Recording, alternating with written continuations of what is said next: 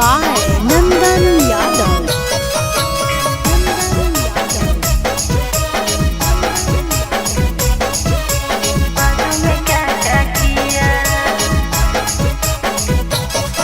सुहाग वाली रतिया कैसे कटलोगे, कैसन हालो फील जब सटलोगे।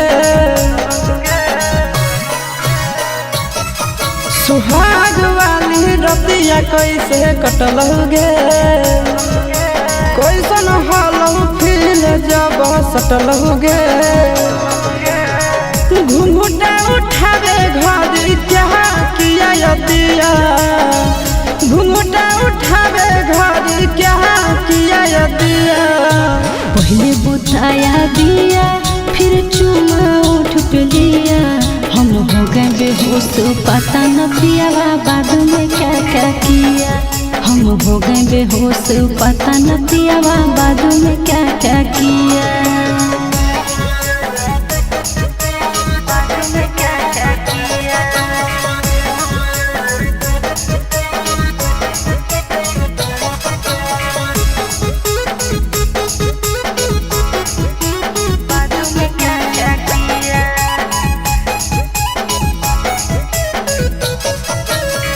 कैसे कैसे कैला कहू दिलावा के घायल गे, बहजल कि नहीं बेटा पे पहुआ के पायल गे। और मीठा मीठा दर्द उठल टूटल जवानी रे, घड़ी में देखली हो बेर बाजो हल तीन रे।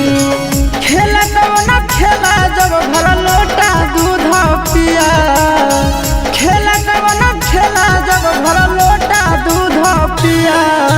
पहले बुताया दिया फिर चुमा उठ पे लिया, हम हो गए बेहोश पता न पिया बाद में क्या क्या किया।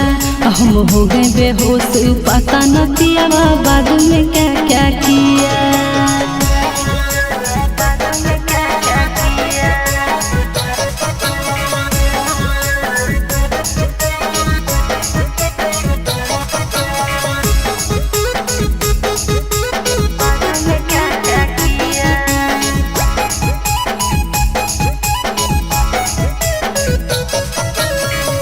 खेलनी कबड्डी कैसे सैया जी के संग में, कैसे तू डूब गई प्याज वाला रंग में।